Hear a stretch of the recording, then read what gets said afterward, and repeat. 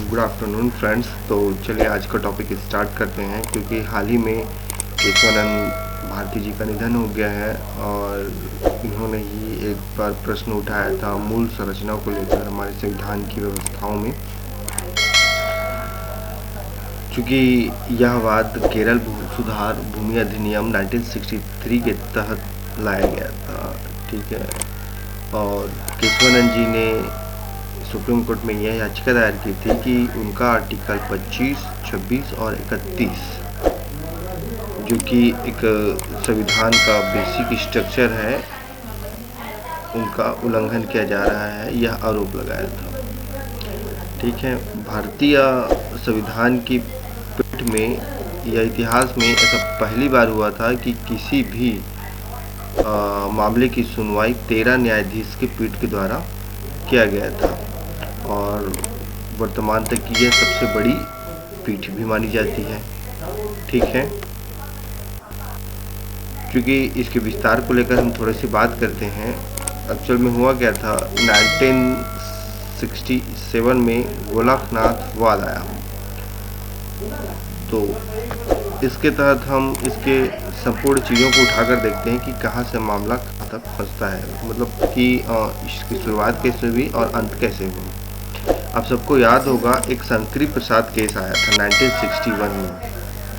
शंकरी प्रसाद case में क्या कहा गया था, पार्लियामेंट ने सुनिए। पार्लियामेंट ने कहा था parliament can amendment any parts including fundamental rights under article 368। इसका मतलब ये था कि जो हमारा आर्टिकल 368 है उसके अंतर्गत संविधान संशोधन किया जा सकता है और पार्लियामेंट क्या कर सकती है, any parts include fundamental right, यानी कि संविधान के प्रत्येक पार्ट्स पर क्या कर सकती है, संशोधन कर सकती है।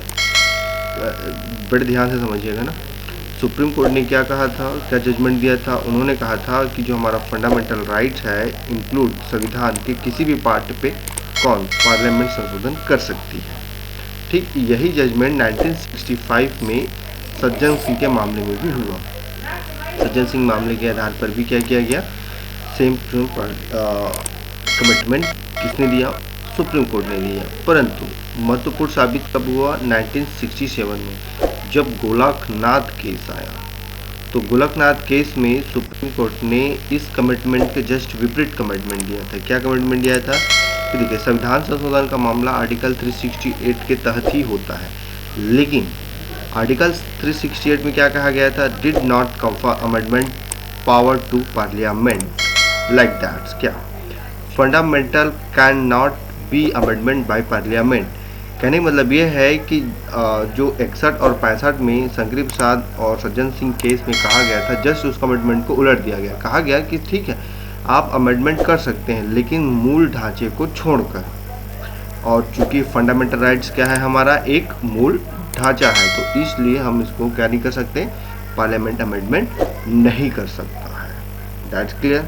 फिर आगे चलकर यह केस आता है 1971 में, क्योंकि अब एक बहुत बड़ा विवाद भी बन चुका था केरल भूमि सुधार अधिनियम, और आगे चलकर हम पार्ट 9 को भी समझेंगे, संविधान के भाग 9 को भी लेकर हम बात करेंगे, ठीक है।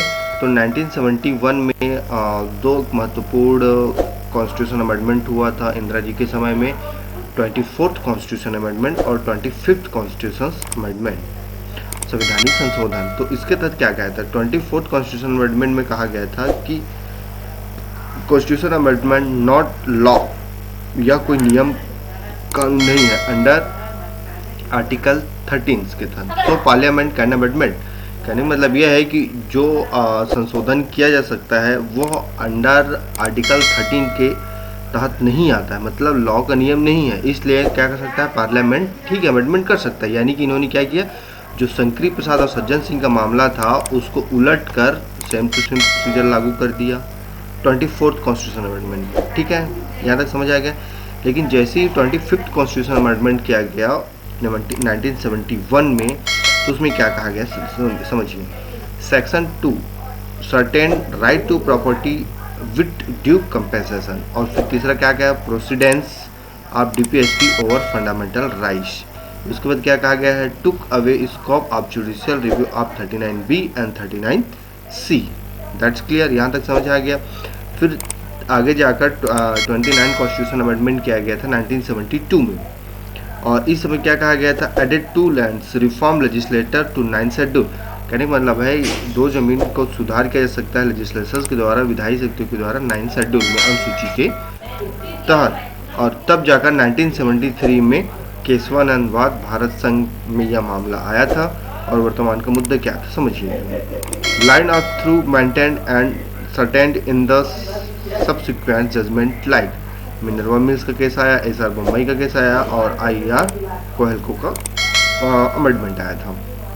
तो कहने का मतलब है कि फाइनली इसमें जो मामला आया था और अंतिम निर्णय दिया गया था केशवानंद मामले में, उसमें यह था कि उच्चतम न्यायालय न्यायिक पुनरावलोकन समीक्षा की शक्ति को कम करने वाले हिस्से को छोड़कर 25 और 29 कॉन्स्टिट्यूशन को वैध स्वीकार किया, और यह भी कहा कि उद्देशिका संविधान का एक भाग है और इसलिए इसमें संशोधन किया जा सकता है। ठीक है, इनमें से आप संशोधन कर सकते हो, लेकिन जो फंडामेंटल है हमारा, जो महत्वपूर्ण डॉक्ट्रिन है, जिसको हम कह सकते हैं बेसिक स्ट्रक्चर ऑफ डॉक्ट्रिन्स हैं, तो उनको भी कहा गया, क्या कहा गया है कि उनके सिद्धांतों या संरचना को क्षति या लोप नहीं होना चाहिए। That's clear. मैं एक बार और फिर से रिपीट कर देता हूँ, यहाँ पे लिखा भी है मैंने, 24वें संविधान संशोधन की वैधता को बरकरार रखा गया। यहाँ तक तो आपको समझ आ ही गया होगा। 24वें संविधान जो कि हम पीछे पार्ट्स में क्या कर चुके हैं, डिस्कस कर चुके हैं अभी थोड़ी देर पहले ही। और उच्चतम न्यायालय ने निर्णय दिया कि संसद को संविधान के किसी भी भाग या सभी, जो कि हमारा फंडामेंटल राइट्स भी है, मूलभूत अधिकारों में संशोधन करने की शक्ति प्राप्त है, बशर्ते संशोधन द्वारा संविधान के अनिवार्य या मूलभूत सिद्धांतों या मूल ढांचे या संरचना में परिवर्तन या क्षतिलोप नहीं होना चाहिए। That's clear.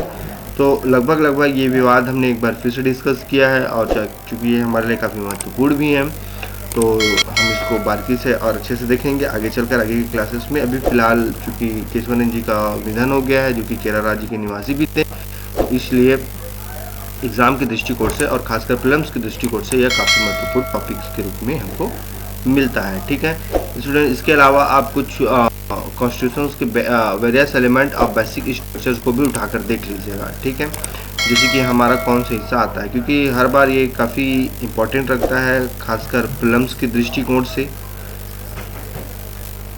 ठीक है, जैसे कि इसमें मैंने कुछ चीज़ों को मेंशन तो किया है, जैसे कि भारत की संप्रभुता, नागरिकों के लिए, कल्याणकारी राज्य के लिए, खैर ये सारे आपको फंडामेंटल्स में मिल जाएंगे, लेकिन इसमें कुछ महत्वपूर्ण हैं क्या, जैसे कि हमारा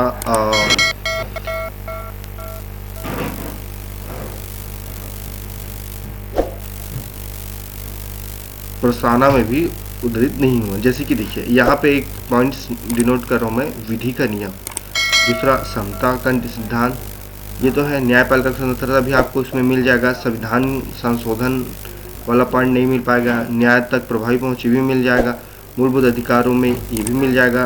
परंतु ये जो आर्टिकल्स हैं 32, 136, 141 और 142, तो ये हमारे लिए महत्वपूर्ण होते हैं, क्योंकि ये चीज़ उसमें अंतर्निहित है जो हम इसको डिफाइन नहीं कर पाते हैं बेसिकली टाइम पे। और आर्टिकल 226 और 227 जो उच्च न्यायालय और को जो पावर ऑफ अथॉरिटी देती है पार्लियामेंट के द्वारा, उन चीज़ों को लेकर हम बात कर सकते हैं। ठीक है, तो यह टॉपिक तो लगभग कंप्लीट होता है। अब चलते हैं नेक्स्ट टॉपिक की ओर। समझ आया?